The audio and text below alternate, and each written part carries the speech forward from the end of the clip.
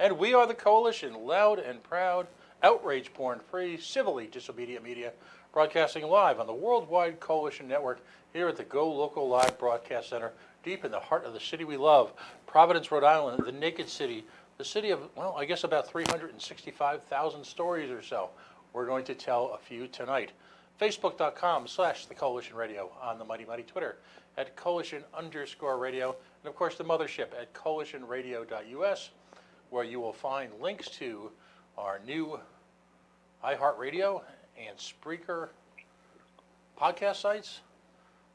You'll also see a link to what is the beginning of a new Coalition Radio website as we try to take advantage of some of the technologies that have popped up that even indie media can take advantage of. For the last 3 weeks, we've had an explosion in social media follows. For those of you taking a few moments of your day to do so, as we say every week, social media is in fact the mother's milk of indie media. Social media allows us to kind of knife our way through the white noise that's out there, the Me Too media, the fake news, I hate to even use that term, but all the nonsense that's out there. And if you're working hard on an issue or a subject, well, sometimes that's not as fun as puppy videos, kitty cat videos, makeup videos, or pimple popping videos. Who knows?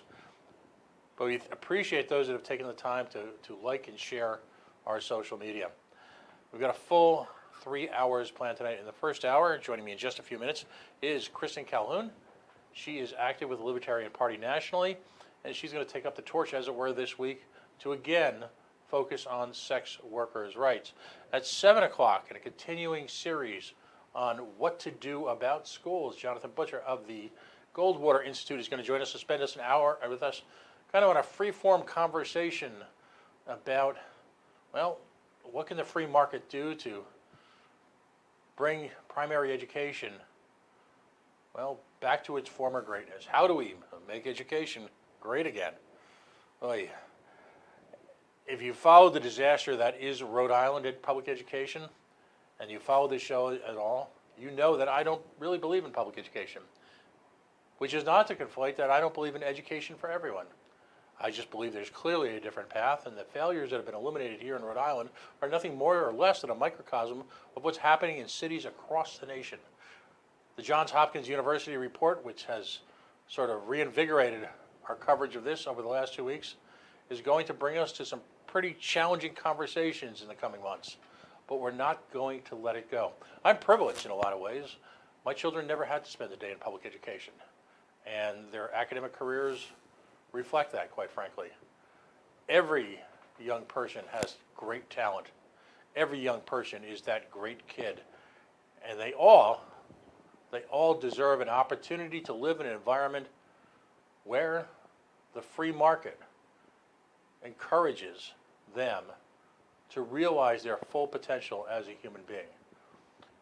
We will no longer, on this show at least, allow the soft bigotry of diminished expectations to carry on, nor will we allow that quaint social compact that we talk about so often here in our weekly 3 hour session, if you will, to rule the day. Some artificial feel-good pandering by a group of people who are more married to a philosophy than to the actual results of an education will no longer cheat our children, all those great kids, from the future that they've got a right to, well, work their butts off of. And then at 8 o'clock, we're going to talk about, well, Justin Amash. If you live in the Libertarian or the Republican or the right of center universe, you know that, quite frankly, the last couple of days have been a maelstrom, as they say. Connor Dragotis of 71republic.com wrote an op-ed piece today that I found intriguing. I haven't ever had a chance to meet with him. I spoke to him only briefly, and we're going to talk about, well, his libertarian outlook on the up-and-coming presidential elections. So let's get right down to it. It's been 4+ years that we've been covering on the Coalition sex worker rights. We go back to Coalition 1.0, which was in a small AM radio bunker. I don't know if I'd even call it a station, AM 790, wonderful people, part of the Cumulus AM 630 WPRO juggernaut. And we've been fortunate over the years to get a number of folks who are intimately involved in both the politics, the work, the lifestyle, the ethos, and the ethics of what it's like to be a sex worker here in the United States with this incredibly conflicted mechanism that is starting eerily to take on, if you will, the trappings of the war on drugs. So joining me for the first time is someone who I haven't had a chance to meet in real time, is Kristen Calhoun. Now, she is a sex worker. She's also a member of the Libertarian Party, an active member, and a co-founder of the Libertarian Party Sex Worker Rights Caucus. I'll read you a little piece from her article in this current issue of the Libertarian written pamphlet that crisscrosses the country. The caucus was created to dispel the myths surrounding sex work and also co-align with other sex worker rights organizations to push forward for full decriminalization of sex work. First and foremost, consensual sex work and sex trafficking are not the same.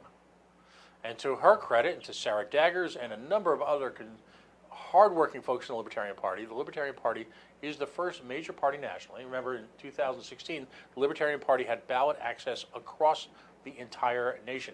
So we are the only sex worker rights platform / base party to address this challenging issue head on.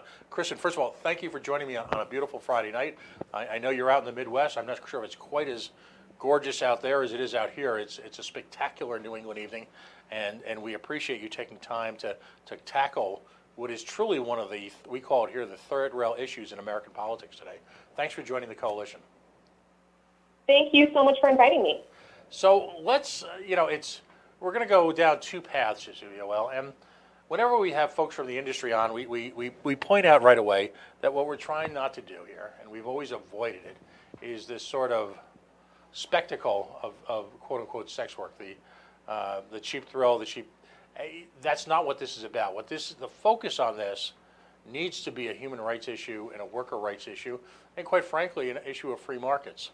So there's really two paths we can go down tonight. The first one that it's almost cliche on the show, but I always go down is for a libertarian, regardless of what their background and what their work is, everyone's had that sort of liberty moment. Kristen, at what moment in your life did you realize, yikes, I'm a libertarian? That's an interesting question. And honestly, the reason that I joined the Libertarian Party is because of their stance on the decriminalization of sex work, and just going over their party platform and really everything else that they truly believe in. It just everything clicked. Mm-hmm. Literally everything that is what makes a libertarian. I just said, this is me. It was enlightening. It was exciting, and I was very happy to be part of it. Excellent. So how long have you been involved with the organization on, say, at least a semi-formal level? Oh, well, I would say, semi-formally, I supported Gary Johnson when, he was running for president. I actually didn't officially join the party and actually get officially involved until just this year. So it's been relatively new, actually getting politically involved and, getting more into the nuts and bolts of the organization. Mm-hmm. Well, welcome aboard. I mean, your talent and your perspective is certainly welcome.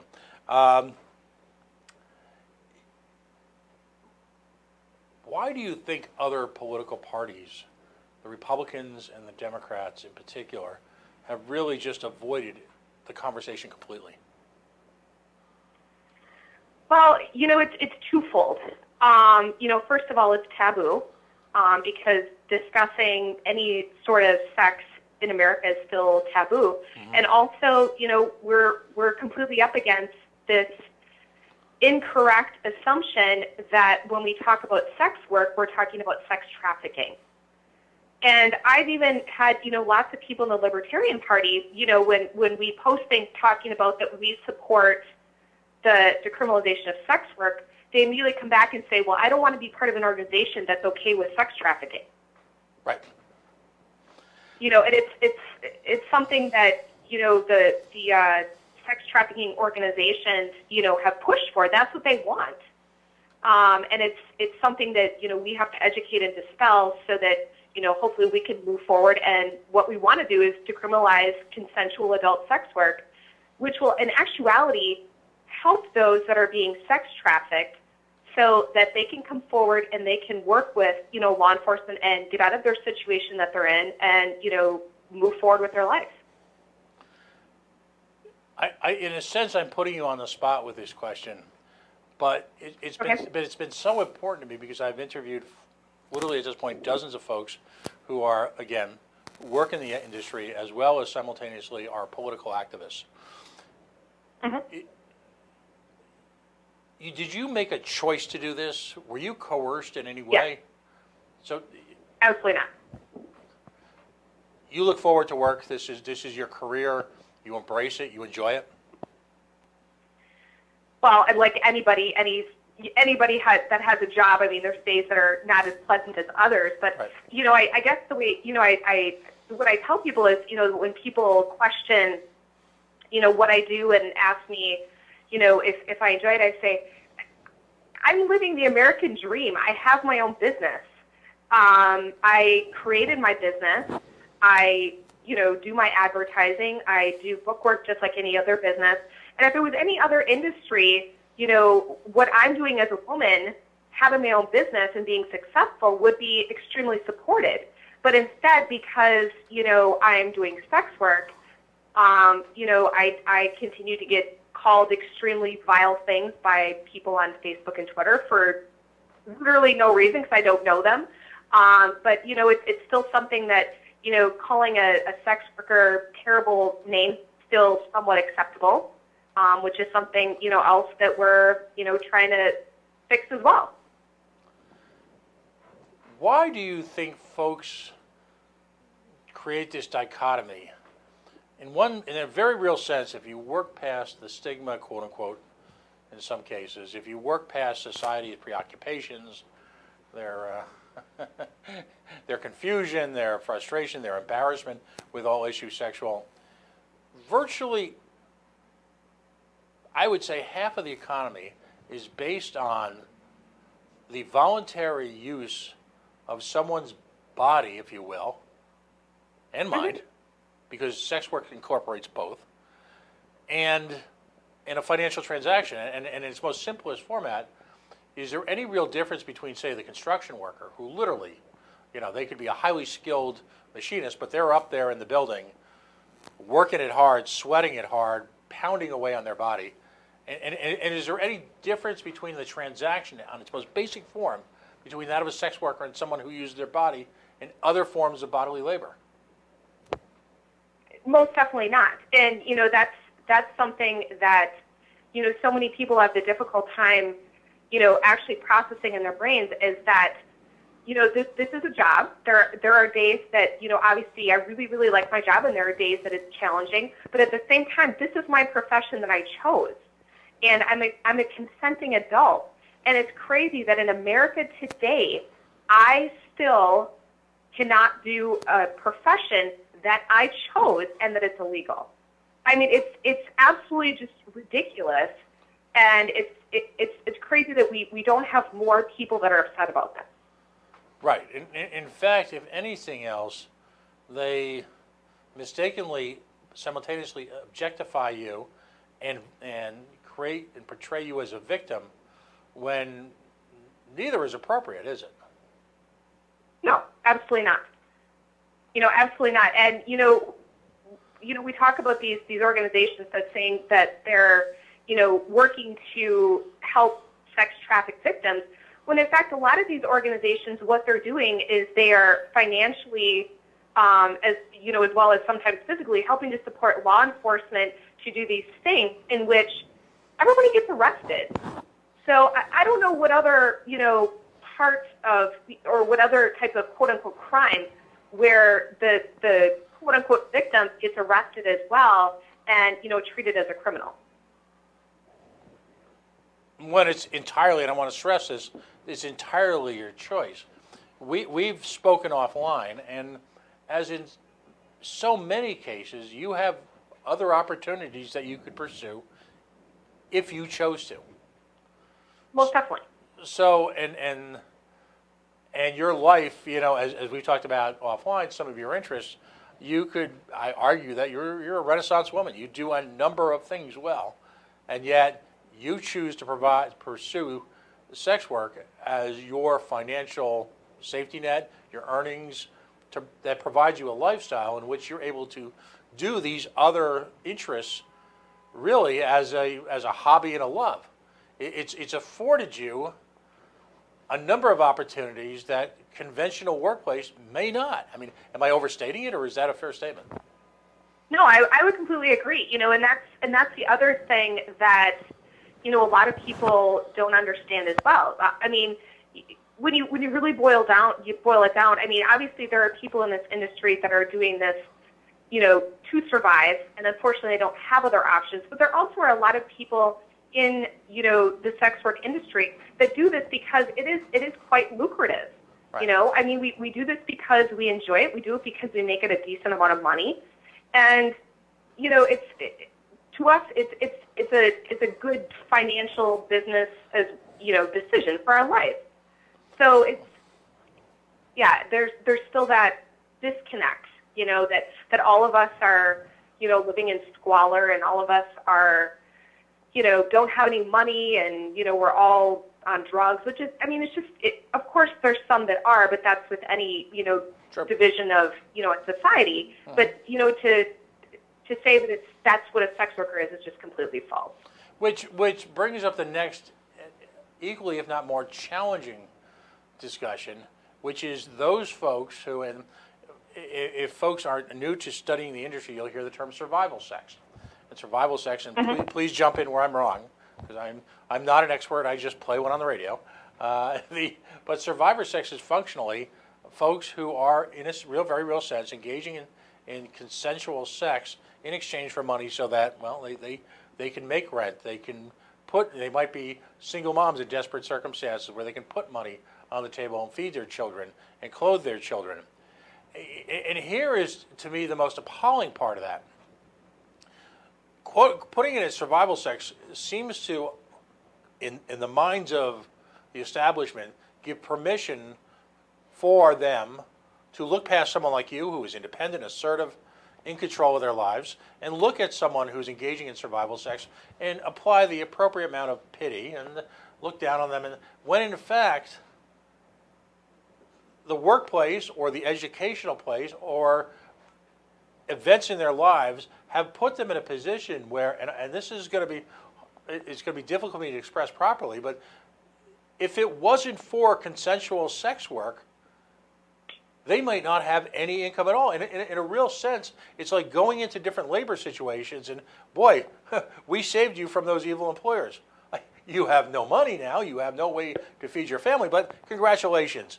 We did the righteous, liberal government thing. I mean, and again, I'm seeking confirmation from you in the sense because I'm trying to project on you, as someone who doesn't work in the business, just a series of hypotheses that we're attempting to develop here so that we can take the narrative and just throw it out its head, because the narrative that's established now needs to be trashed. It needs to be destroyed. So I agree, and and the term survival sex, I don't particularly like that. That is the term that's currently being used. But I mean, what I would like to point out is, we literally have people or organizations that say that they're quote unquote saving sex workers from being sex workers so that they can get them into minimum paying jobs. Right. Now, when you break it down like that, you look at it and you say, but that doesn't make any sense. You could have, a single mother who, is a sex worker, and she could literally probably do it part-time, make as much or more than she would, in a minimum wage job, and, care for her family, not have them in daycare, have food for her family, yet that's still frowned upon more than, if she did some other type of work. Right. Right. It's the logical extreme of, in order to save the village, we had to burn it. Well, we've saved them, in the case of, we always look back to Vietnam with that statement, we've saved them from the perils of communism, but tough luck, they're dead. Right. We showed them, or go to Waco, Texas, or any form anywhere in the world where government intervenes on people's behalf when people ultimately would just like to be, just left alone. Or Yeah. Exactly. just let us do our thing. Okay, so I wanted to kind of go off on a tangent talking about, the saving sex workers. So one of the books that I just recently read, which is an excellent book and I would recommend it to anyone, is Revolting Prostitutes, which is by June O'Mac and Molly Smith. They are out of the UK, but they do talk a lot about American issues with sex work as well as issues all around the world. And one of the stories that they commented on, and I'm pretty sure it was Juno, but it might have been Molly that actually talked to some of these sex workers. So when we had George Bush, who was president, the first George Bush, he had an issue with the quote-unquote sex trafficking in Cambodia. So he indicated to them that we were going to be cutting off our aid to Cambodia unless they did something with their quote-unquote sex trafficking. So what the government decided to do is they were going to go in to all of the brothels, and they were going to round up all of the sex workers, and they were going to take them to jails where they stayed for months. Some of them were raped, some of them were beaten. They were not being treated correctly. And this was the solution. This was the solution. So, and the other thing is, they said, well, they were going to find them, better jobs. So their better job was that they were going to teach them how to be seamstresses. So they take them to these factories where they're going to be seamstresses, where they're literally working 12 hours a day in hot, nasty conditions, Right. making less money, working much harder, and in much worse conditions. Well, what do you think a lot of these sex workers did? They actually, tried to get away from these and go back to the brothels because the brothels paid better. The brothels had much better conditions. They were cleaner. They didn't have to work as many hours, and they were able to spend more time with their families. Right. So this was just an excellent example that she gave of how rescue doesn't work. It doesn't work here. It doesn't work in any other country. Now, let's talk about rescue for a second. Great point. You live in the Midwest. Out here in Providence, Yeah. we've got an organization called Day One, which has got a multi-million-dollar budget, including a significant six-figure budget for the executive director, engages in all type of preaching and politicking and speaking and arguably little or nothing of value to folks who've decided to, quote-unquote, get off the street and are looking for physical assistance. They occupy and own a very expensive building in the heart of the toniest part of Providence, which we call the East Side.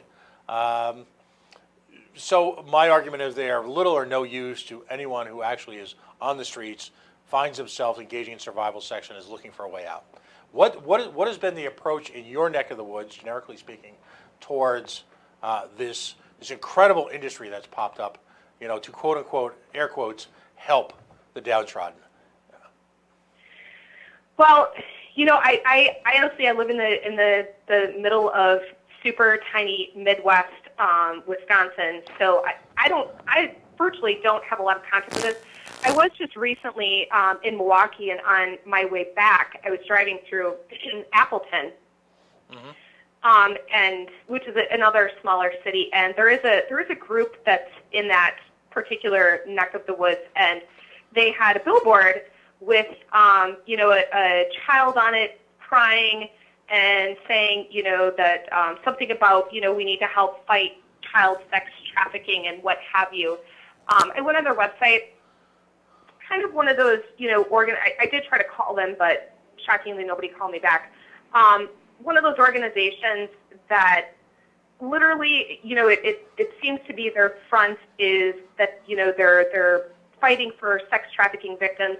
Couldn't really find any way that they actually help them, but they definitely help the law enforcement so they can do things so they can arrest consenting sex workers. Right, and that's why it reminds me so much of the failed war on drugs. There's a great internet meme that's, as memes do, summed it up so nicely. The most dangerous thing about getting caught smoking pot is getting caught with it. Right. Very often in a pre-FOSTA, pre-SESTA world, where folks could electronically communicate, act as a community, use the advantages of the internet for physical safety, you had women coming out of the shadows, able to control their own lives, their own destinies, their own financial empires, if you will, control their own branding, their marketing, all of that. And live a life beyond fear, beyond recrimination. And in effect, the market had decided to leave them alone, sort of a laissez-faire attitude towards sex worker up until the last year or two or three ago, per se. Using it loosely. Now, here in the East Coast, FOSTA and CESA in the urban areas, the federal legislation Yeah. that for folks who are uninitiated to the lingo, effectively criminalizes electronic communication between people involved in sex work, conflating it, if you will, with trafficking. So if you belong to a board like 411 or a number of the as so often happens, the internet pops up with solutions to problems that you would only face in a particular industry. There are all sorts of ways to date check references on people that you would be involved with. What's it been like at least in the Midwest in terms of women's safety, trans safety, the ability to screen? How has that impacted you folks? Well, I've been in this industry for a while, and honestly, at this point, the majority of people that I see are just my repeat clients, so I do very seldom see anybody new anymore. Mm-hmm. I am on P411, so if I do see someone new, that's usually, one of the platforms that I use to screen new people. So that's something that I use. But yeah, I mean, it's unfortunate that the very websites that allowed sex workers to be indoors, which is, in and of itself safer, so that we can screen clients, we can find out information from them, we can access websites where, these particular clients may have been blacklisted or have been aggressive or stole from a sex worker. Those particular sites that, sex workers were able to access before are no longer here.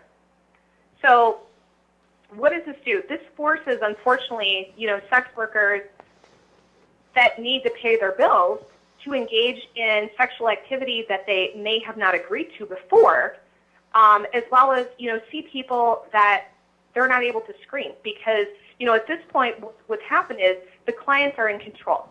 Mm-hmm. So they can say, well, you know what, if you really need the money, I don't think I need to give you my screening info. And, I'm going to, give you half as much as what you're asking for because I know that you need the money.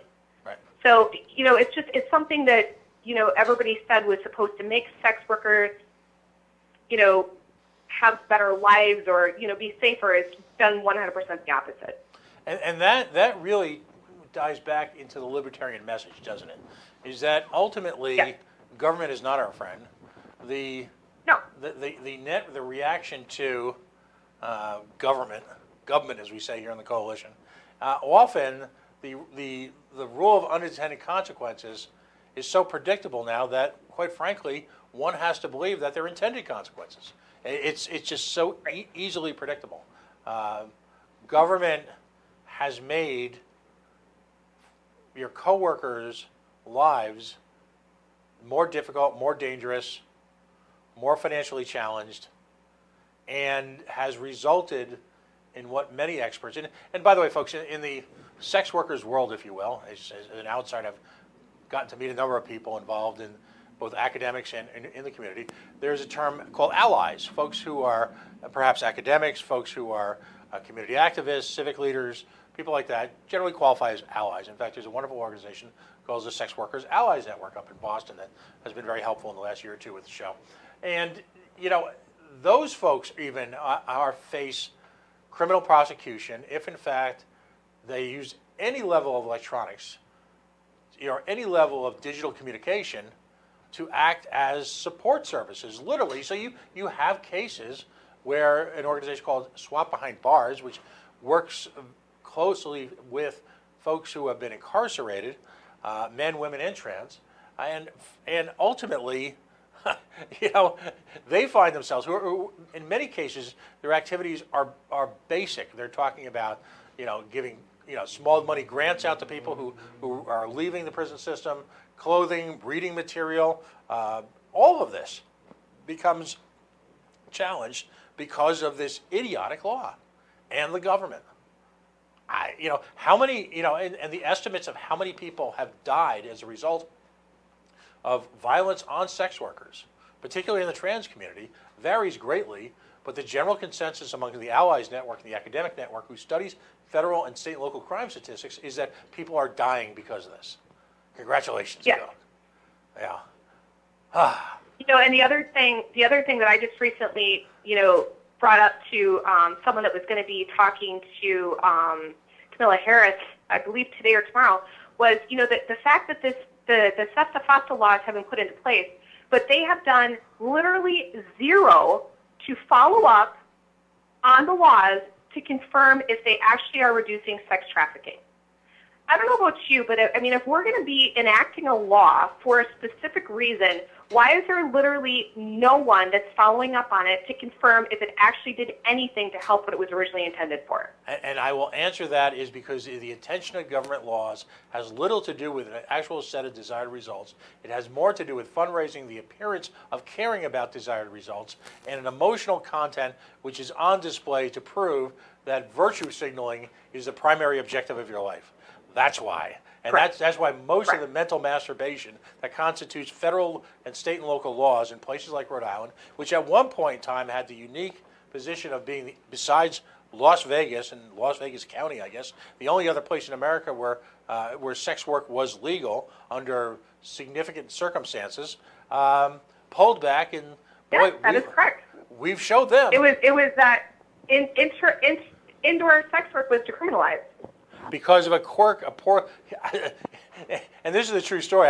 Because someone made an error. Exactly. Because some federal state and local incompetent did what they usually do, and usually on behalf of the forces of evil as opposed to the forces of good, and they screwed up.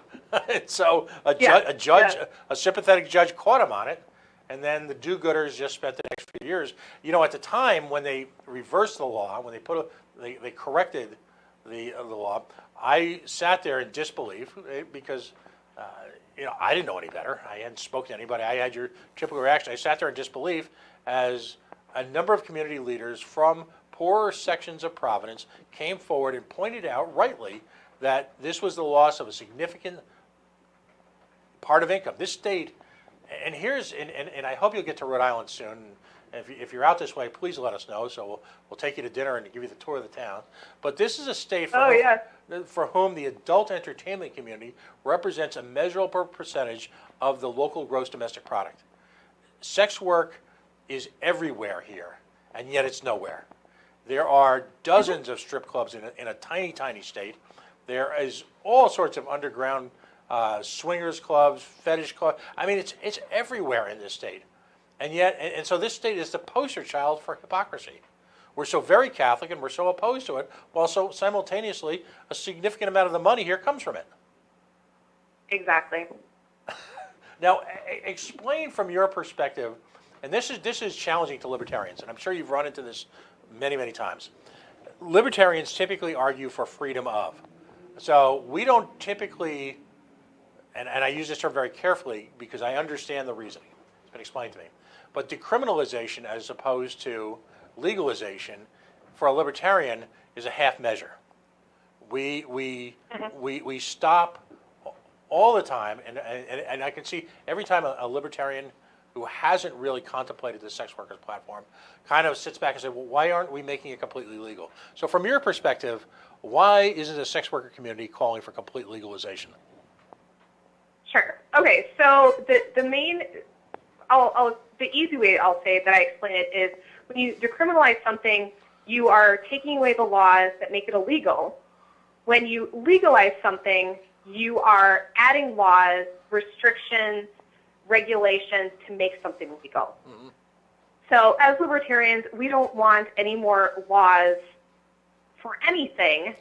So that's why, we're fighting for decriminalization of sex work as well as, recreational drugs, which is a whole other topic. But, mm-hmm. Adding laws to anything does not make anything safer, better, or easier, or, a better thing for, our community and society. Right.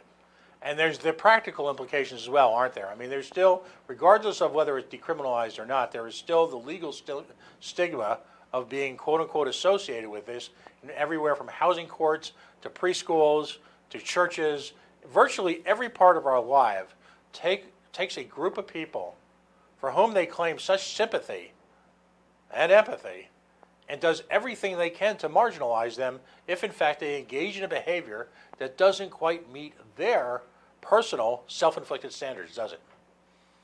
Exactly, and that's exactly true. I had a gentleman tweet me today with, saying that I should get a real job where I stand up, and then ended it with a cross and praying hands emoji. So I mean, we have this, Christian community who seems to, say that they care about others, yet have extremely, stigmatized and been very negative and vocal against, the sex worker community, which, it's sad and it's frustrating, and that's a whole nother ball of wax. Now, without obsessing over it, was this someone who just reached out of the blue, saw you online, saw your presence? I mean, what?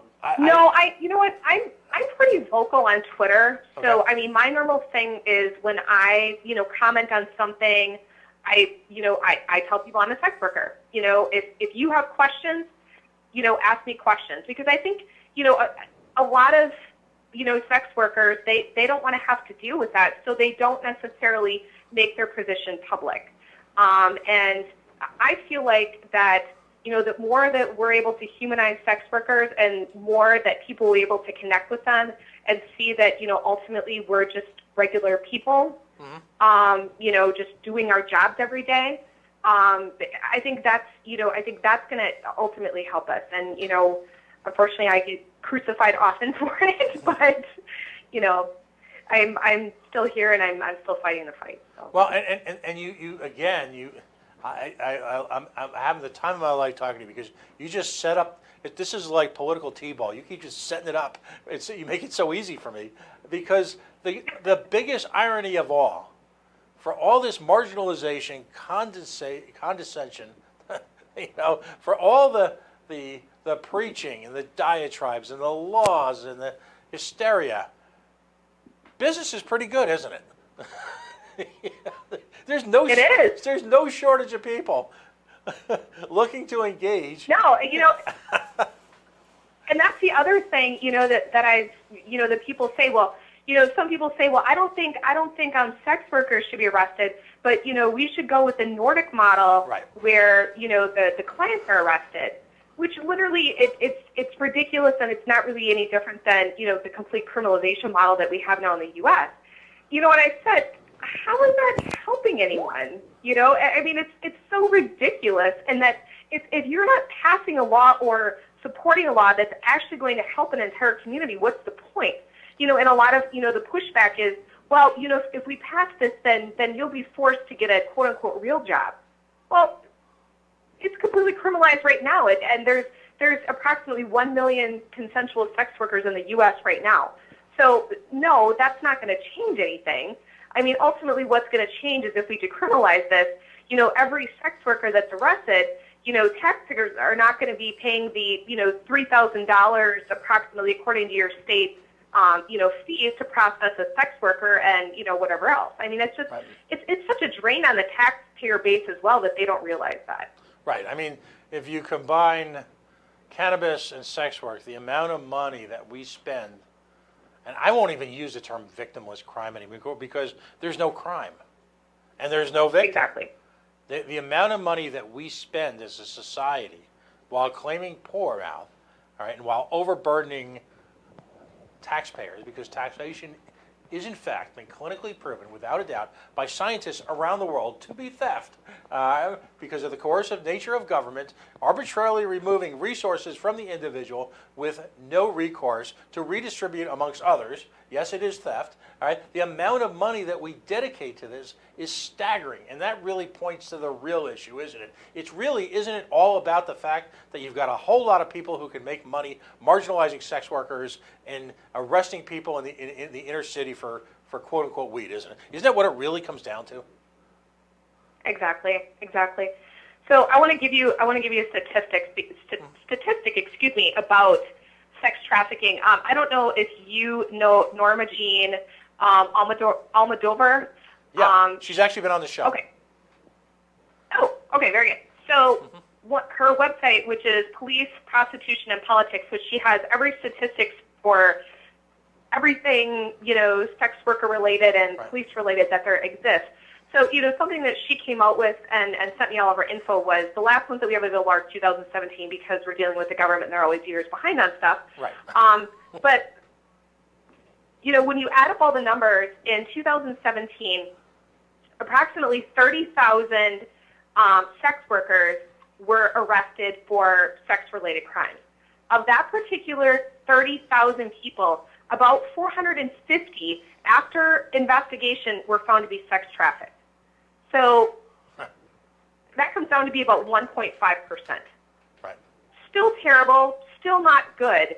But, when we look at the whole scheme of things, we are not helping, sex trafficked victims by arresting all of these consensual sex workers.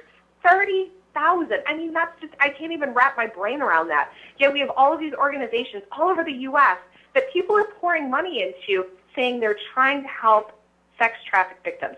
There's 450 in the U.S. in 2017 that were found.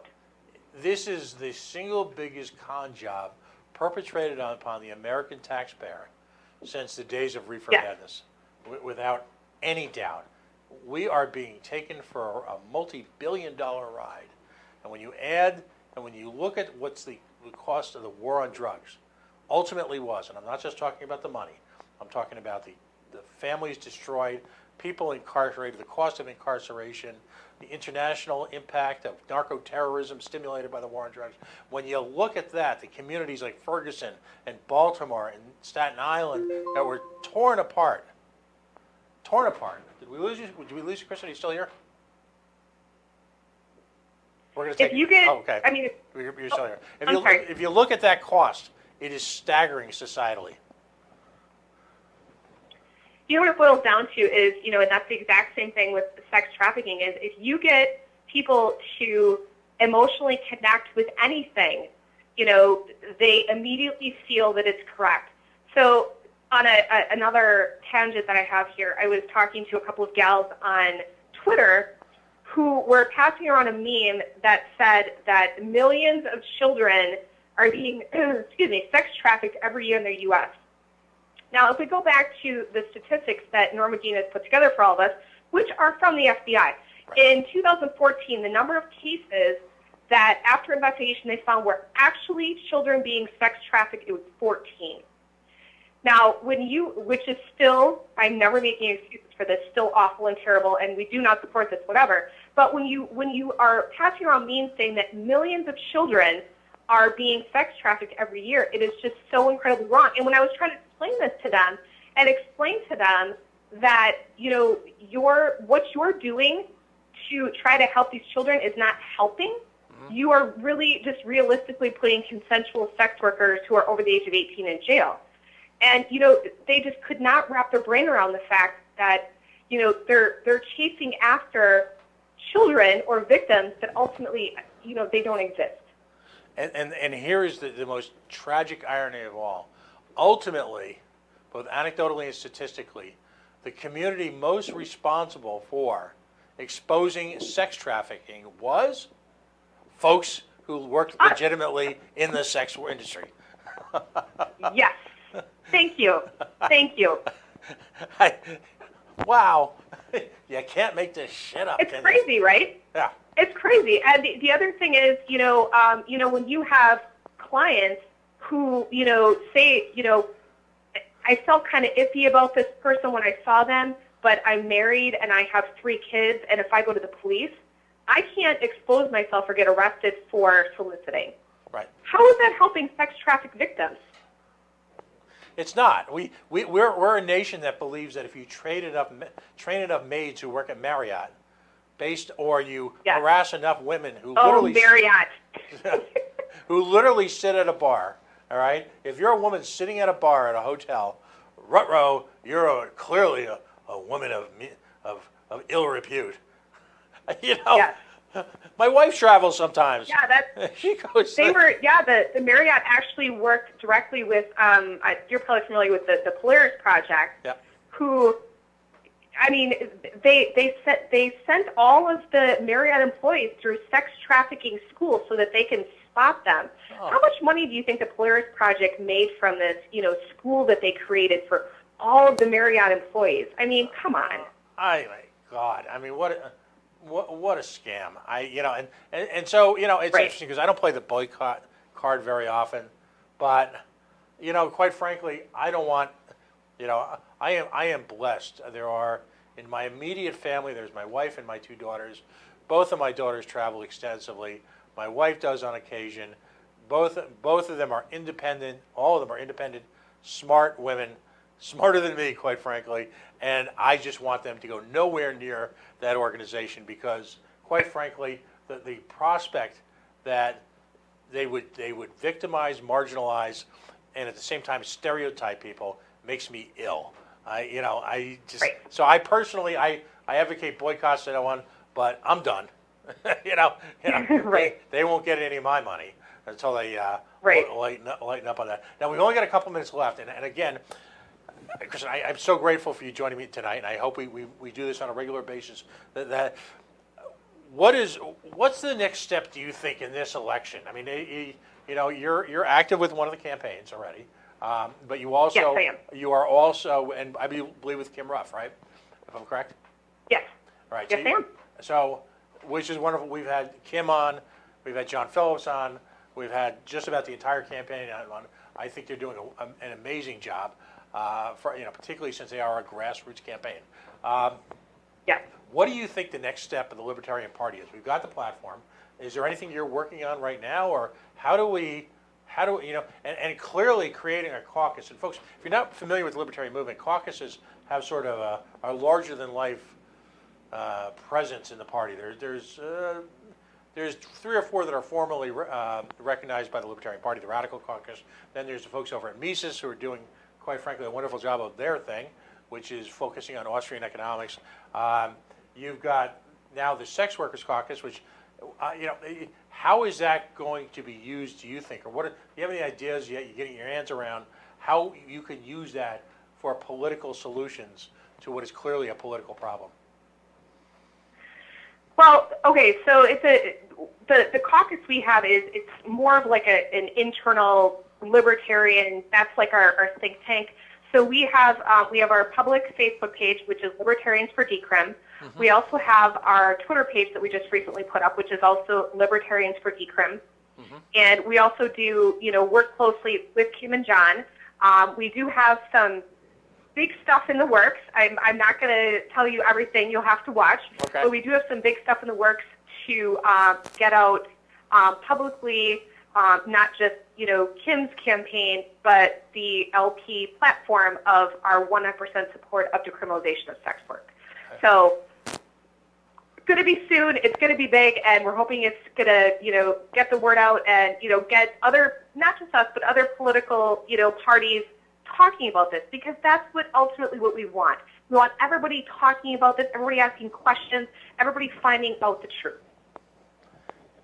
And that's really, when you look at any one of a number of human rights movements in the last 100 years, and there have been several, and I do consider this to be nothing less than a human rights movement that's under considerable pressure, ironically, from a government that yesterday celebrated its quote-unquote independence and freedom, despite allowing very little of that these days. Exactly. It's human rights have been largely gained by understanding open air conversations, folks understanding that, and let's go back to the gay rights movement. And I say this often on the show, but once folks realized that it wasn't the gays, that it was your buddy on the softball team or your cousin or that aunt or uncle that was always. And you realize they're regular people. Right. Shocking, right? Right. And once realized that people of color were in fact not what they'd been portrayed for in a good part of the 19th and 20th century, not even remotely. Once people understood that they were folks just like us, and yet at the same time, this type of abrogation of human rights diminishes their potential, and as a result diminishes all of our potential because of their forced absence from the scene of what's called life and achievement in the free market. Once people realize that, without even thinking about it, they cease the behavior. So Right. I'm with you 100%. And that everything we need to do is all about having those quiet conversations with people, and of course the occasional really loud, noisy Sarah Dagger-esque protest. Which I listen. Yes, yes. I got a bullhorn, and I ain't afraid to use it. So, Awesome. all right. Well, how can folks find you out there in the world? Feel free to engage, and we've got about 2 or 3 minutes. Feel free to engage in shameless self-promotion, as we call it here in the coalition. Shameless. Well, on Twitter, you can find me at WIMISSSCARLET. So at Wisconsin Miss Scarlet is me. Okay. And we shared that earlier, so folks can discuss politics or really anything with you. Your openness. They can. I also have chickens, so feel free to ask me about my chickens. So. There you go. All right. I'm open. Well, listen, heartfelt. Thank you so much for having me on, and this was a great discussion, and as you can tell, I'm very passionate about this, and I'm really happy that you're helping to get the word out for us. Well, listen, please don't be a stranger. And again, if life should bring you into Greater New England anytime before we meet in Texas next year, please let us know. Yes, so that we can either have you on the show or, if nothing else, show you what a toddling town is. Because listen, I'll leave you with this thought: there are more ways to sin in Providence than any other country in America, any other city in America, and including Las Vegas. We make Las Vegas look like Salt Lake City. All right. Or Wausau. Excellent. Okay. Listen, Kristen Kellen, she is, of course, the co-founder of the Libertarian Party Sex Workers' Rights Caucus. It was great to have you on because I've had some wonderful activists, but it's really heartening to see folks from who are just immersed themselves in the libertarian movement. Congratulations to you, Sarah, and the entire crew working on behalf of what really is a fundamental human rights issue. And we'll have you back on again soon. Awesome. Thank you so much. All right, buddy. We are the Coalition, loud and proud, outrage porn-free, civilly disobedient media, broadcasting live on the worldwide Coalition Network here at the Go Local Live Broadcast Center, deep in the heart of the city we love, Providence, Rhode Island, the Renaissance City, La Prove, the Naked City, the city of about 365,000 stories. We're telling a few tonight. Jonathan Butcher's up next. He has been with us before. He's the education guru, if you will, at the Goldwater Institute, that amazing organization based in Arizona, who brings a three-headed hydra, if you will, think tank, journalistic efforts, model legislation. They bring that to the table and seeking liberty and justice for all. So stay tuned. We'll be right back.